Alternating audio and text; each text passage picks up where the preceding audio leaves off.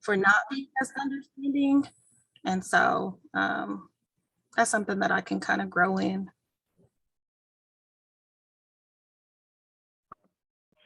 I think becoming a parent is realizing that we're not perfect, and apologizing is something that we all need to do some days. I know I do it to my 2-year-old whenever I just have a little outburst because I haven't had my coffee or I didn't get enough sleep, but we're becoming better parents. And I think technology has helped a lot with that.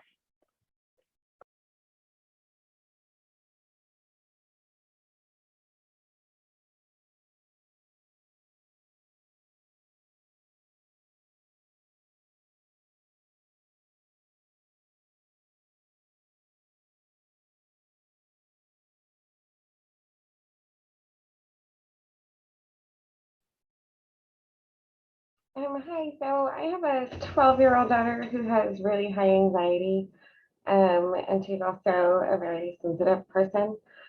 And so I'm trying to figure out how to encourage her to take school seriously and work hard. At the same time, it's not adding to her anxiety and triggering some of those sensitive person things, for lack of a better way to say that.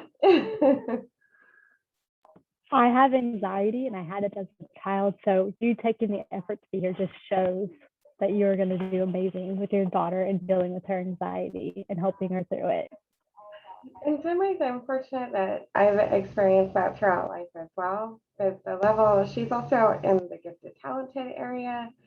And when she first started being identified that way, I was like, oh, cool, this is going to be easy. That is not the case. It comes with a lot of other difficulties that I didn't even know existed. And so there are parts of what she's going through that I can really identify with.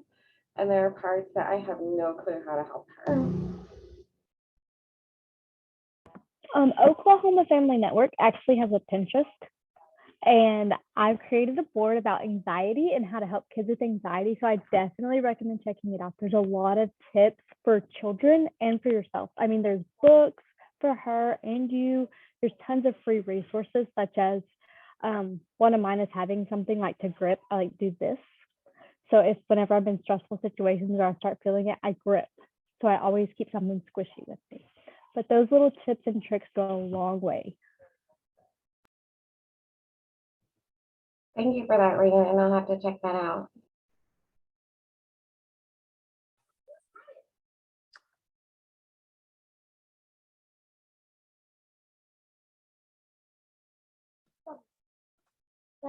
I am Megan Smith with the Oklahoma Family Network. I'm a mom of 2, and sometimes I struggle with our youngest has cystic fibrosis, and sometimes you get so caught up in the treatments and the preventative, keeping her healthy, the medications, that sometimes I feel like I miss out on things with our older son because we're so focused on keeping her healthy and all that. So the balancing act between that and then just, sometimes not losing my patience if I haven't fully woken up or it's been a long day because we've done treatments and are trying to keep her healthy. And so just being more calm and not reactive sometimes as well. Those are all really good things. And I guarantee your son knows what it's like. And your son knows what it's like. And he knows that she needs more care. But I would definitely recommend spending time with him, like one-on-one. Like, does he like Spider-Man? Chill out and watch some Spider-Man. Make it a movie night. Does he like to play outside? Play outside. Just the little things mean the world to him. By letting him be involved in these decisions and maybe even let him help with his sister, That's our big goal is he actually now will help with our treatments, and he can now with our supervision help get her medication ready and hand it to her. And so we do try to really involve him in it so he feels like he's a part of it and he's the best big brother because he can help with it. So that does make him feel special, but it can still be overwhelming at times. Oh yeah, I would love to see pictures of him, and I definitely remember to do your self-care and take time for yourself at the end of the day, because you cannot be the best parent you can be without taking care of yourself first. Thank you for sharing, Megan. Crystal in the chat said, I'm looking for more ways to communicate about addictions, and I use sugar as my first example since she is very sensitive to it. But I would love to know more ways to communicate about family addiction and mental illness. I find I don't have the good words, and saying nothing is just uncomfortable. Well, you're here. That's the first step. The second step is we do all kinds of trainings and stuff. So get on our Facebook page, our website, look out for more trainings to learn how to communicate and be an advocate. Like you are doing amazing already. You being here and taking time out of your day to spend learning how to find your joy in your journey shows that you're learning. We're all learning. Once again, Pinterest is an incredible resource. I use it to learn how to communicate. Like I struggle whenever I'm having really bad anxiety days or depression days. And so I have learned how to communicate through looking at Pinterest things, reading blogs. Even TikTok has some cool stuff if you're into TikTok. I hope that helps you out. And Crystal, how old is the youth or young adult that you're wanting to find more ways to communicate addiction and mental illness about? Or is this like generally for the families you work with?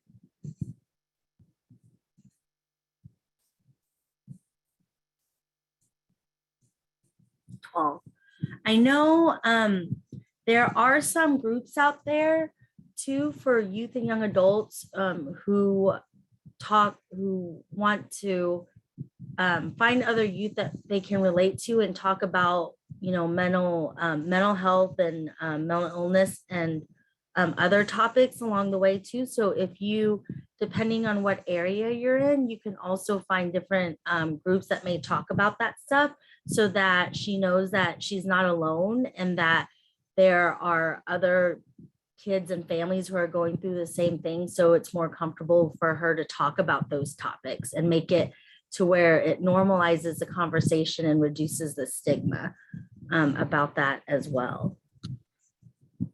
Thank you very much. She is 12 and we have both addiction and mental illness all throughout the family. Mm-hmm. So both having an issue herself and navigating a landmine full of family members is the part that's tricky so far. Gotcha. What part of Oklahoma are you in? Are you in like more of the rural areas or urban? I'm outside of Tulsa. Outside of Tulsa. I know there's like a lot of resources there as well in groups. Do you mind putting your email address in the chat? And I'd love to find some information to send you as well. I would appreciate that. Yes, I will. Thank you. You're welcome. And Rhiannon, you're on mute. Did all of y'all register in time to get a conference box? I'm just curious.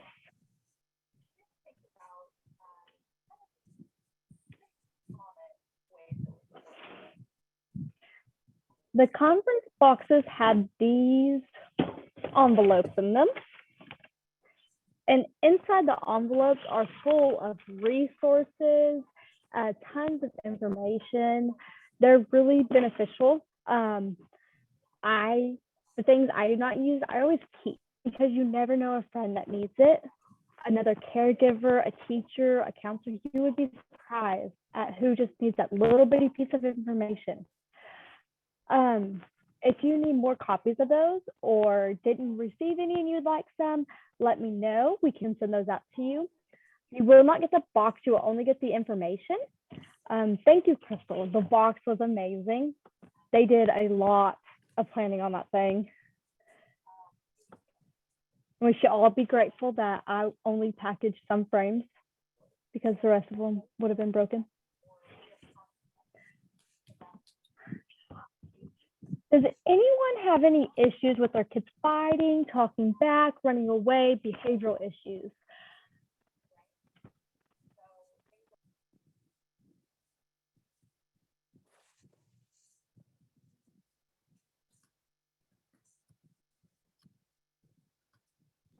Hey, Josie, would you like to go into more detail on that? You don't have to reveal names or situations. I just like to know so we can talk. We're all parents here and we all help out each other. And if you have a piece of advice for some other parent, please chime in. Because after all, we all need each other.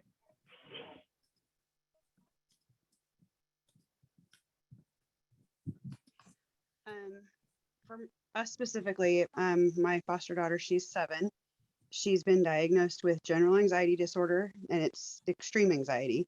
She also was diagnosed with ODD, specifically directed at me, which makes life a little fun. But when she's having those confrontational moments where she really just can't agree with anything that I say, she immediately kicks into fight or flight, and she either will stand her ground and put up a huge fight, or she will run away to a different part of the house and try to hide. And we found that in those times, chasing her down doesn't really help, because it just accentuates that fight or flight moment. We have to kind of give her a little bit of time to kind of reset a little, and then go find her, talk to her calmly, try and pull her back out of that fight or flight so that she can process and understand what's going on and why that behavior is not acceptable. It doesn't always work, and there are nights that she's just too tired to care. And I know that sounds, but like, she doesn't have the spoons to care about anybody but herself at that point, because she's just so exhausted from dealing with everything during the day. And so we have to be aware, is she ready to talk about something, or do we just need to wrap this night up and get her in bed as quickly as possible? But sometimes she runs away because she's in fight or flight. Sometimes she runs away to make us angry because she wants to have that drama level to feel comfortable. And so it's just a matter of figuring out what is driving this today. Is she doing it on purpose? Is she doing it instinctually? And then giving her the minute to calm down, or if she's doing it on purpose, kind of talk her out of it. It's a different game every night. You are amazing. You are going above and beyond for her, and I give you props all day, every day. One thing that I found helps my 2-year-old, completely different situation, but we have a care notebook. I don't know if you've heard of it, but it is a notebook, and in it has a behavior log. And so keeping track of like his day, like, oh, he had a meltdown here. Well, why did he have the meltdown? And so being able to find the trigger points, that might help you some. So like if she has a rough day at school, like, okay, why'd she have a rough day? Oh, well, a girl said this. Well, that's a trigger point now. So now you know to avoid this, and her peers can know to avoid that certain situation. I don't know if you've already tried it. I'm trying. I want to help you. I want to help everybody. But definitely look into like a behavior log, a trigger log, whatever you want to call it. So I don't know if you can hear me. Hello? Yes, Michelle. Yeah, okay. So also, I don't know if this was mentioned because my internet's cutting in and out. But also I have something in place at school called an ABC sheet. I don't know if you guys have heard of it. And and that has helped me so much, even with IEPs, as like asking stuff for IEPs. It's basically called like what happened before, what happened during, what happened after. And every time there's an incident in school, even if it's behavioral or physical, they're supposed to fill one out and send it.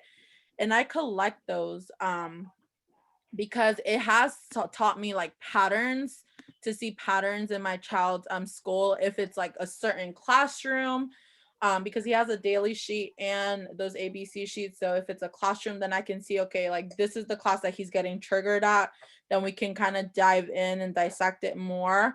And it also helps the teachers also kind of look at, okay, what happened before and what happened after, and they kind of analyze could have we done better, or when they have kind of that timeline. So that's something that I definitely encourage a lot of parents. I always talk to them about it because it has been very beneficial for us in our IEP journey with school, and just also data collecting. Thanks to those, we were able to get him a para for behavioral, as a behavioral tool instead, because we fought para for a para because my son is very like self-sufficient, like he's very independent, so they didn't feel like, oh, he needed a para. But I used to like cry and argue and tell him like, no, it's a behavioral tool. He suffers with a lot of behavioral problems and he needs that one-on-one with somebody to be able to redirect them. And it was thanks to those ABC sheets that I collected for a year, and they saw like, wow, like a lot of this events could have been prevented if he did have that para to be like, okay, Romeo, let's remember our behavioral tools, remember. So thankfully to that, he has one now. But I definitely encourage also those sheets. They're very amazing and they're very similar to what you're saying. And they're used in school. I think they are used a lot more in school. So I wanted to chime in.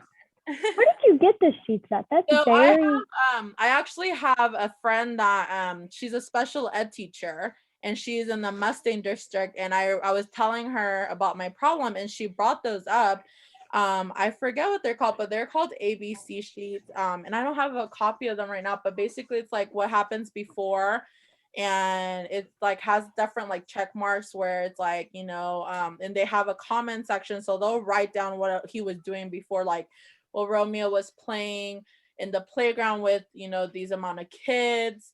And then what happened during, he hit this child, and they go kind of in specific. And then how did they handle it? And then on the last part, it's like what happened after, like we handle it by removing him or we took him to the principal. It's like different, but I collected all of them every time. And every time I would do an IEP meeting, I would look at them and highlight all the triggers, because he was playing a game in gym and all of a sudden he just attacked a child, hit him. Well, it's because he didn't understand the rules. He was so frustrated because he didn't understand. So he took out his frustration on the nearest child. So with that, it just really helped me outline and see where I needed to focus on with his IEP and behavior plan, and also show them like, listen, like this is data that your school has been collecting on my child. So this is why I'm fighting for the para. And I was able to get it approved as the para as a behavioral tool asset. And it's very, very helpful. that is amazing. I am in That awe sounds right like an now. amazing tool. Yeah, it's I'm very gonna go helpful. find one and Definitely also with having daily sheets. I don't know if a lot of, but daily sheets are also very, very detailed, and that way you can kind of see each class. He has that, but the ABC sheets were more of like when he did have like a behavioral incident or in a physical incident. Also, we can definitely look at it and make sure that what his behavioral plan it is being followed, the steps, and a lot of the times they were not following their behavioral plan and it was apparent. So I definitely also helped me promote a lot of this is why we have this in place. It's not just for because I want to be spoiled or my child wants to be spoiled. We have this in place to prevent these issues. And every time I would present this data, because a lot of the times when I went to IEP meetings, they would always tell me, well, we need evidence. We need evidence. And I'm very thankful for Lori from Sooner Success. She taught me all about data collecting. And those were one of the ones that very helpful where I was like, no, well, I do have the evidence. Here you go. And we were able to get it approved. So I definitely promote all of that because we've had our share of very hard IEP meetings and it's been very hard. Yeah. data collecting is so important for an IEP meeting. So whenever I was on an IEP in high school, and whenever I transitioned, I did not realize how many papers you needed to keep up, what you needed to know. It was a shock to me. But now I'm all about let's help the parents. The care notebook that OSM provides is perfect for IEPs because you have your doctor's appointments, your evaluations, your behaviors. So if you're definitely interested in that, you can send us a message on Facebook, go to our website, email us, and we'll get you hooked up with the Care Notebook. Michelle, thank you so much for sharing your story, Oh, no. for being an amazing advocate for your son and an amazing mother. Does anyone else have any other things that they would like to share that helps them with their child? I did want to add something to the lady had said that she had a child with ODD, I think. One of the things that I learned, and again, I don't have a degree or anything, but is I have several family members who are oppositional. And what I found, I read somewhere once, I wish I could remember where, is that did I want to say what I wanted to say, or did I want the person I was talking to receive the message? And when they explained it to me that way, it changed my approach, because I have several siblings that are this way and a couple of parents. And so what I found is when I wanted to see my sister, I would call her and say, I'm not far from your house, but I'm sure you don't want me to stop by because I'm sure you haven't cleaned up or anything. And she would be completely incensed and be like, of course I want you to come over. But if I called her and I said, I'm in your neighborhood, I would love to see you, she didn't want me to come over because she hadn't cleaned up her living room or done her dishes or what have you. And so as I spent the extra 20 minutes phrasing my words slightly backwards or slightly different, my messages began to be received. It took me about 4 years of practicing, because my sister relationship was very important to me, so that when I spoke, she actually heard me instead of just getting to talk. So I wanted to offer that, as a lot of times, again, there's a lot of it in my family. And so we start out with, well, if you could clean your room, that would be awesome, but I know that you can't. And it seems counterintuitive, or it is backwards talk, but it allows them to internally hear things the way that they hear it. And then the decision is made by them to act on it. And if I hadn't met with so much success in my own family, I wouldn't offer such an insane idea as to practice speaking backwards and have a ton of intention with your words. The second thing and the final thing is I spend a great deal of time practicing my facial expressions in the mirror when you're dealing with the oppositionals, or even some of the issues my children have. Is you actually have to take the 5-10 minutes, watch yourself in the mirror, and practice changing your facial expressions, because they've learned you, memorized you, they've known you since they were babies or whenever you got them. In the case, I've had these girls for almost 4 years.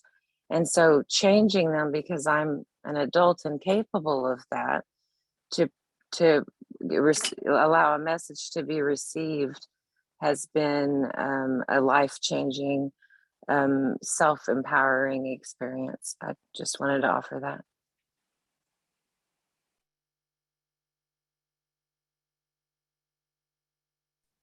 Thank you, Crystal. And definitely watching facial expressions is a very helpful thing to be aware of, because sometimes we may not say anything, but our body language says a lot. And I'm chuckling a little bit because that's something that I also have to watch as well. So it's it's great that you acknowledge that and recognize that, you know, that's something to kind of look out for as well. And then I'm about to share my screen real quick to show you all a video. Cross your fingers, technology is on my side, or on all of our side today. So I'm going to put this up and see if you can hear it. Let me share it real quick.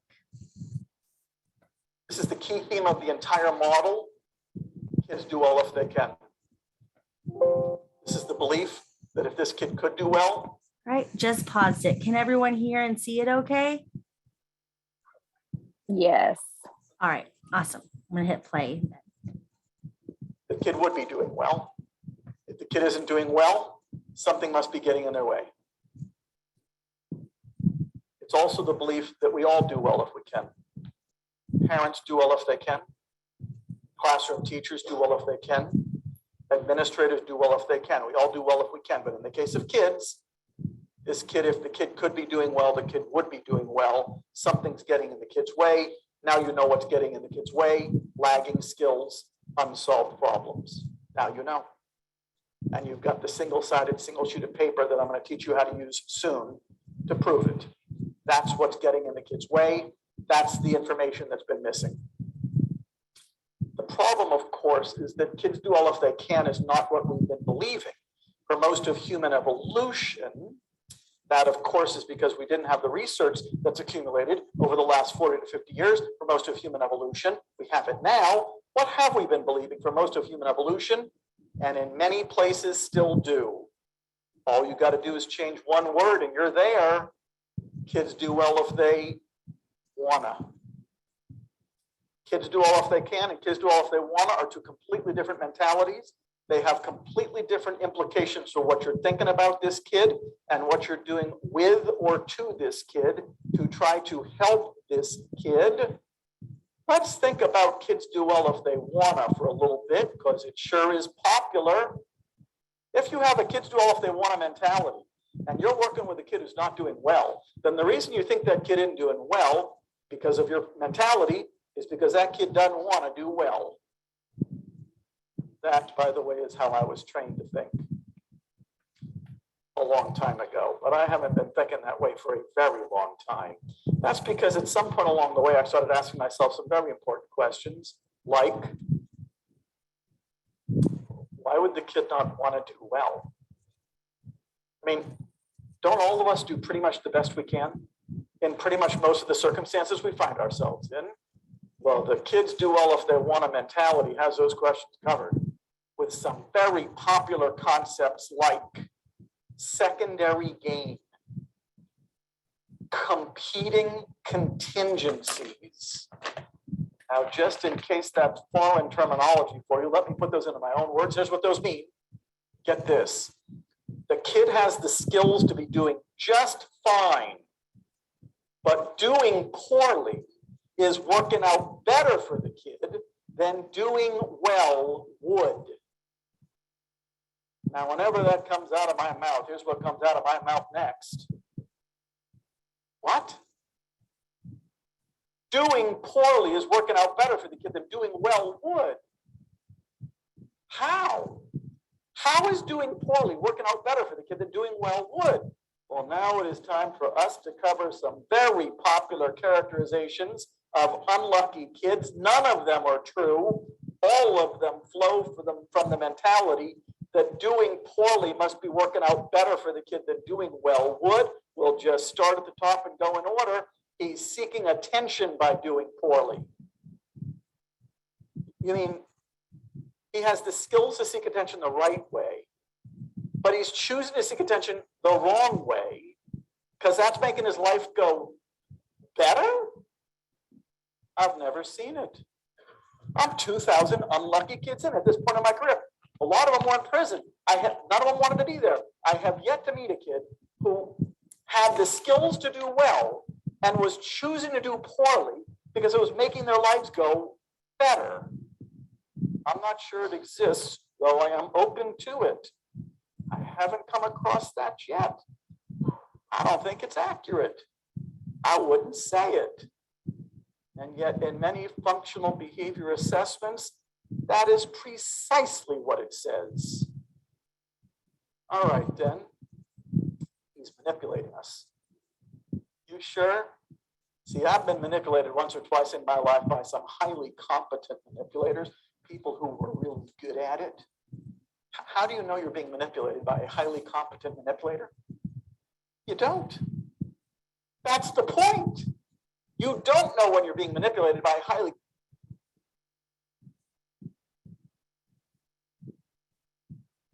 competent manipulator. Competent manipulation is when you wake up, I don't know, 4 or 5 years later, and you say to yourself, oh my God, those people are good. But competent manipulation requires some very important skills: forethought, planning, impulse control, organization, skills the research tells us the vast majority of unlucky kids lack. All right, then, how do you know you're being manipulated by an incompetent manipulator? Simple. If you know you're being manipulated, You're being manipulated by an incompetent manipulator. He's bad at it. And I wouldn't worry about it too much. I also wouldn't say it. All right, then. The kid is coercing us into capitulating to his wishes. There it is, coercion theory. That was my training a long time ago. Now, I'm not trashing coercion theory in here. I don't believe it anymore. But here's what coercion theory basically says. He wants what he wants, and he's pulling out all the stops to go for it. Want to know when he started doing that? The minute he was born. That's right. Infants want what they want and pull out all the stops to go for it. And that's crucial to their survival. I worry about infants who don't know what they want and who don't pull all the stops to go for it. But here's what's supposed to happen as we develop. Boy, is that an important word. Develop. We're supposed to develop the skills to go about getting what we want in ways that are skillful, in ways that are adaptive. Skills like empathy and appreciating how one's behavior is affecting other people and taking another person's perspective.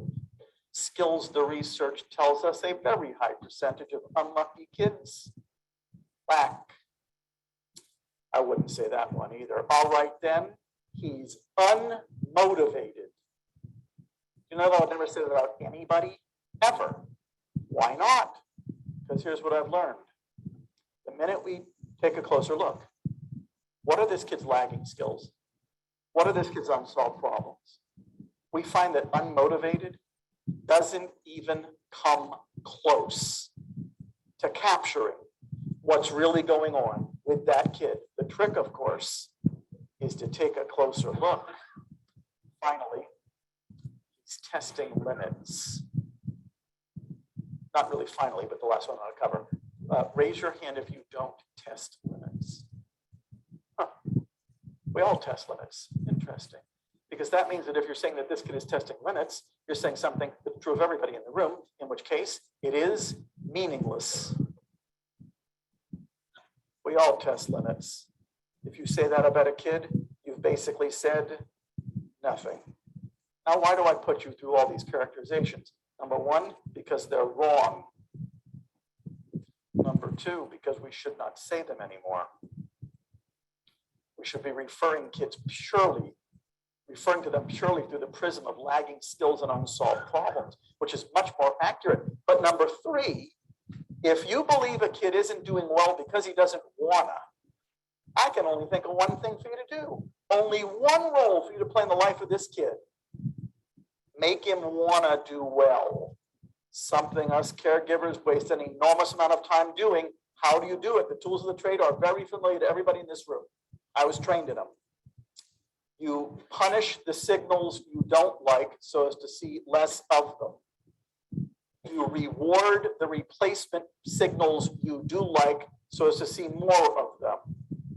And you are now purely in the business of making a kid want to do well, founded on the belief that he didn't want to in the first place. If, by the way, those practices are founded on any beliefs whatsoever, I find that those practices are frequently founded on no beliefs whatsoever. I and my colleagues work with a lot of schools, a lot of prisons, a lot of inpatient psychiatry units, residential facilities. Whenever we ask them, why are you still doing what you're telling us isn't working? The number one response is, well, because it's the way we've always done it. Here's my attitude. If the way we've always done it hadn't been working for the kids we've always done it to, we probably ought to stop doing it and think of something better to do. And that is our challenge. That is our challenge. How do we better help the kids we are not helping now? And now the list. Here's the list. The list of interventions, very popular interventions that solve no problems and teach no skills. The last one of these is going to break your heart. Timeouts solve no problems and teach no skills. Holding a kid in from recess solves no problems and teaches no skills. Keeping a kid after school solves no problems and teaches no skill. Detentions don't, suspensions don't, expulsions don't. Hitting a kid on the butt with a piece of wood to help the kid do good solves no problems and teaches no skills. Restraints don't, seclusions don't. There's one more intervention that I have to mention. It solves no problems and teaches no skills. Stickers. I'm sorry to be the one. Stickers solve no problems and teach no skills. And would you like to know why? This is pretty blunt. Because you see, a sticker is just a sticker. In our society, stickers have taken on new meaning. Never lose sight of the fact that a sticker is just a sticker. I'm always telling adults, don't let stickers do your blocking for you. A kid cannot establish a relationship with a sticker. A kid cannot communicate with a sticker. A kid cannot solve problems with a sticker because a sticker is just a sticker. Now you might be thinking, oh, it's just a sticker. What's the big deal? Oh, what's the big deal? For the last 40 plus years, I've been working with the kids who don't get the sticker. 40 plus years, I've been working with a kid who doesn't get the sticker. And now here's what I've learned about those kids. Number one, not getting the sticker did not move that kid any closer to getting the sticker. But even more importantly, we are distinguishing those who get the sticker from those who don't at very, very early ages. Do we really want to be doing that? Especially since not getting the sticker doesn't bring the kid any closer to getting the sticker. Now, some of you might be thinking, yeah, but aren't stickers good for the well-behaved kids? You mean the well-behaved kids who would be doing well without the sticker anyhow? Talking about them. Why would you want to move a kid from intrinsic reinforcement to extrinsic reinforcement? Why would you want to do that? You wouldn't want to do that.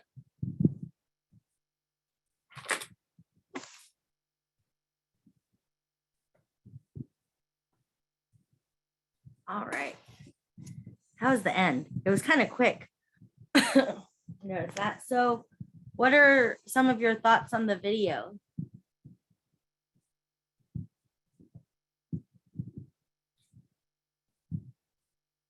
And feel free to put it in the chat as well. You know, Christine, for me, I think it just reminds me how hard it is to be a parent. You try all of these different things, and one person tells you to do one thing and someone else tells you to do something else. And it's just a challenge, you know, to know what's the right thing to do. But I really appreciate the resilience of everyone that's been on this session today. And thank you for just hanging in there.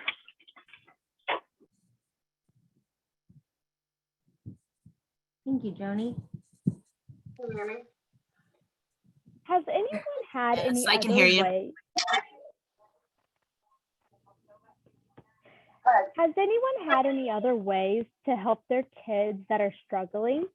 Maybe we can all learn something from each other in this session.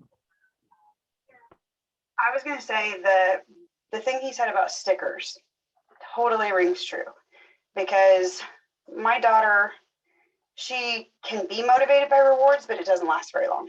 And trying to find what's the next motivation has been the hardest part in trying to get her to do the things she should be doing, because a lot of times doing the things she shouldn't be doing is easier.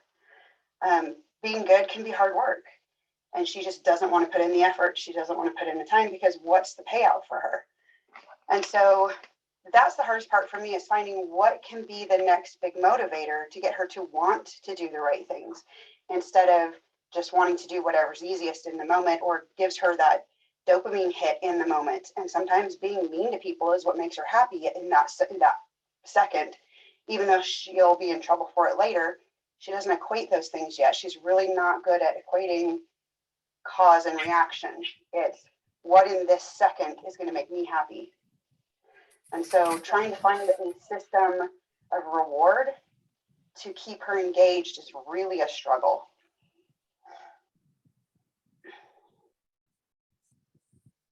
I think also for me, just like I said, going back to my son and stuff, I have like two children, one with Down syndrome, and then I have an autistic boy, and they're kind of night and day. And I've learned, I think for me, I used to be a big believer and loved a reward system until my son got older.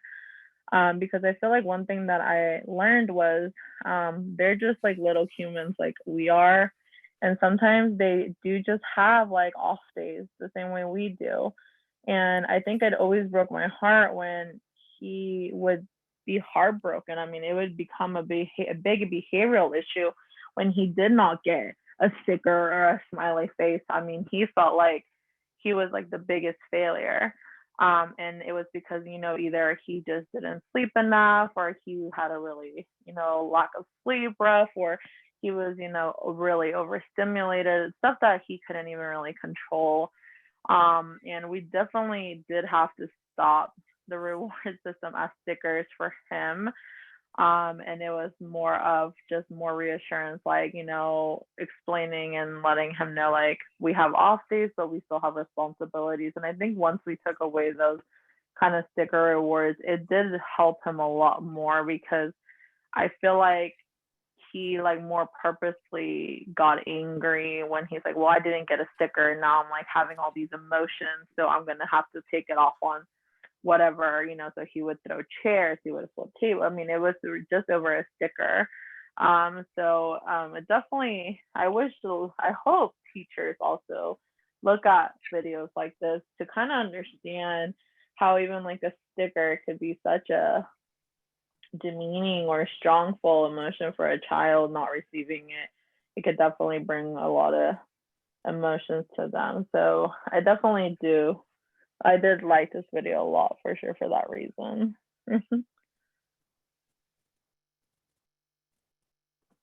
Thank y'all so much for sharing. Rewards are something that we all love, but they have to be used appropriately. And I mean, they're not all for us. Stickers, I had no idea about that. I had no idea that, hey, I was always a good kid. My sister, on the other hand, was a bad kid. So she was the one that never got stickers, which now looking back could be the reason why she was acting out all the time. As a substitute teacher, I like to give stickers, rewards, whatever, but they're not rewards. They're, hey, I loved your smile today. Hey, thank you for being a good friend today. And if someone didn't have a good day, it's, hey, you colored really well. But at the end of the day, they all deserve love and attention and recognition. Does anyone else have anything else to share about the video?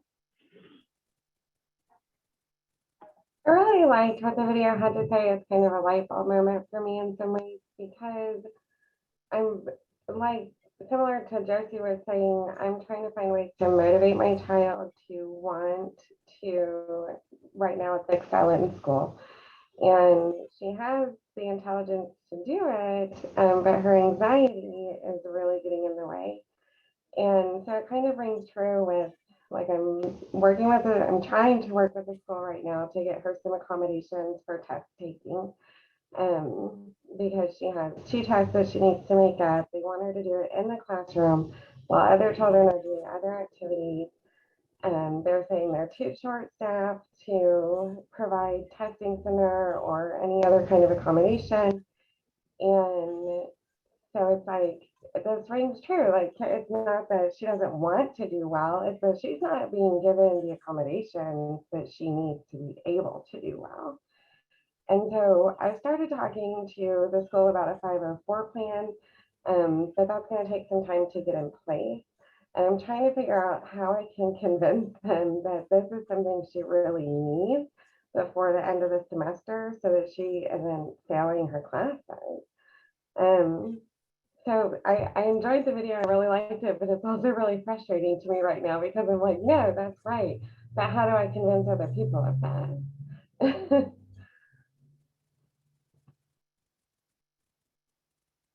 You are your daughter's biggest advocate. Like Michelle said earlier, data. Keep data. That is your best friend whenever you go in there for the 504 plan, for asking for the testing centers. And utilize the Oklahoma Parent Center.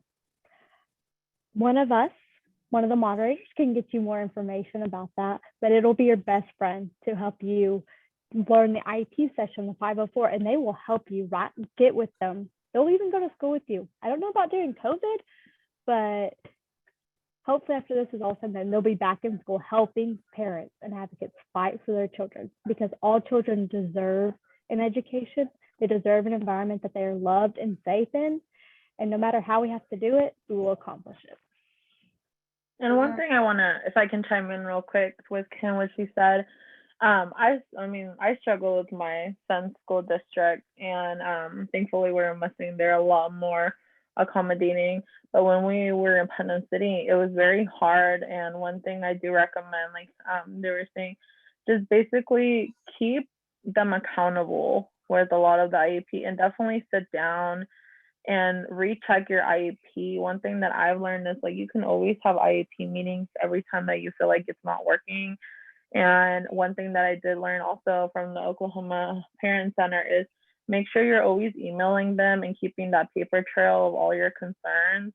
If she's getting anxiety, one thing that I even had to do is one of his at the time, his behavior therapist did a 3-day in classroom observation, and he would just write down a lot. He wouldn't say anything. We basically, it's hard to get it approved, but we got it approved, and he observed so much that we don't even as parents understand. Just as sometimes it's not even them, it's just the other students, you know, how they can be behaving that can give them anxiety, new behaviors that they're exposed to that they're not accustomed to. I mean, he would sit down with me and definitely like really dissect and say, you know, I see that Romeo, you know, gets really anxious and upset when, you know, this certain child is screaming, and he just doesn't know how to react. So he starts mimicking and starts being aggressive because he's trying to escape. So there's a lot of ways that definitely you can do, is just honestly staying on top of them. And if the school is really hard to work with, I definitely recommend, like I said, that data keeping, and definitely just bringing more people involved. I know for me, I had to bring in the school district, so the special education director, the school district, to kind of come into our meetings and say, hey, like, this is what data I've had, and I'm having a very hard time, you know, communicating with the principal, because sometimes I feel like a lot of people feel like the principal is the top person they can address to, but they're actually not. I don't know what school district your child's at, but at least with Putnam City, they have a whole special department for that school district, and they were definitely very helpful in trying to get more things advocated for me, as long as I had the evidence to back it up and they understood more. And also there's also a behavioral psychologist, or a psychologist, I think, with the district.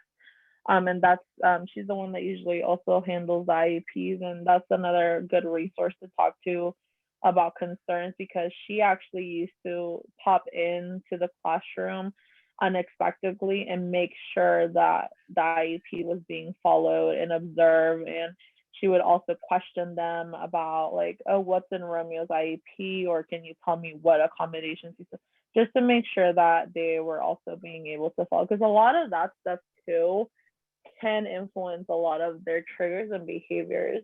I know my son dealt with anxiety a lot, and it was very hard, but I did not realize a lot of it was because they were not really following the IEP and the behavioral plan like we had expected them to.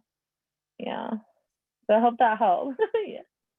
Yeah, that's awesome to hear about, Michelle. I wonder, has anybody had any issues having someone, has the school allowing someone to go in and observe their child in class? Because some of these things, my daughter's in 7th grade right now, and some of these issues started in 5th grade. And that was one of the, I tried to work with the teacher, I tried to work with the school. And then I said, well, can I get, a counselor in there to observe what's going on? And they would not allow me to have somebody come into the school and observe. And so I'm like working totally blind. Has anybody had any issues with that, with having their child observed in class by a third party?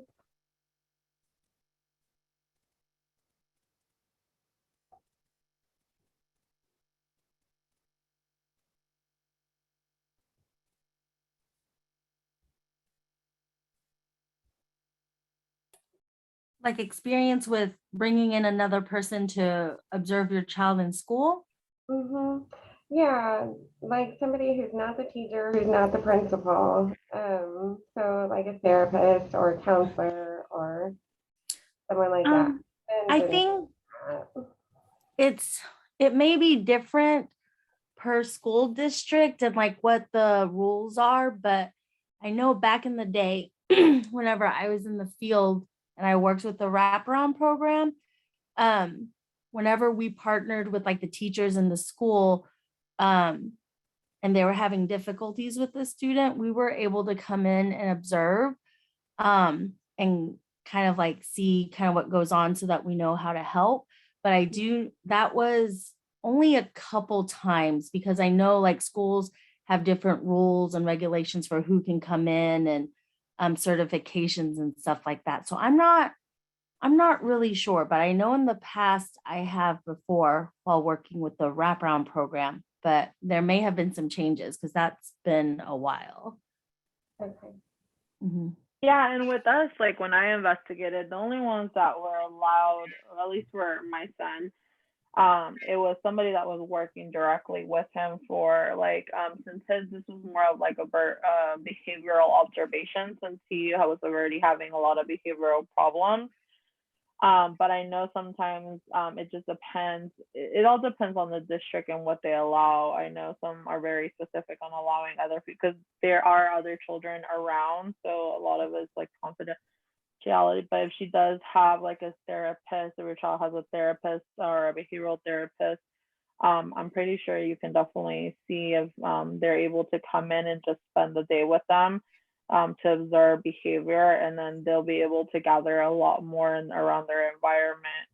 And also, if I feel like personally for me, they were very hesitant at first, because I felt like they were worried that I was gonna use that like to critique things with them, or like to use it against them. And until we kind of sat down and said, no, here's my data. We're having a lot of behavioral problems. This is his behavioral therapist, and he can't work with him unless we really see what's going on in the school to help the triggers. So once they understood it was more of a behavioral benefit for him, we were able to allow, and like I said, he was able to observe a lot of triggers that we weren't aware of, because at home it's very control based, and at school it's very changeable. So if your child does have a behavioral therapist, I do recommend that a lot, because they're able to definitely even help that with their care plan, based on moving forward as a therapist. They're able to understand what to target and what's able to help them more in their behavioral journey. Okay, thank you. Okay, so it is after 2:30 and we want to be mindful of everyone's time. I want to thank you guys all for bearing with us and just welcoming the change and embracing and assisting each other along the way. I want to remind everyone that we have a break from 2:30 to 6:30. Then we'll have an evening session from 6:30 to 7:30. We will have the Dad Cave. And then we will have a panel discussion from Parents Helping Parents called Self-Care is Not Self-Indulgence. So I would just encourage you guys to, take a break, pick up your kiddos, stretch, and then definitely come back and join us at our evening sessions. There is information in the chat if you are needing CEUs. I would encourage you to look there, get the information that you need. And then just a reminder that after the conference is over tomorrow, everyone will be getting a survey. If you fill out that survey and include your email information, then we will put you in a drawing for a door prize. And that survey will help us build for the next conference sessions that are well liked, well attended, and just help us, the CBHN, as we're moving forward. We are working on getting this session from Edie Perez recorded. And so we will share that with you also in a follow-up after conference email probably. So if we do not have any other questions or comments, then I would just tell you guys enjoy your time off and then join us back here this evening. And thank you guys.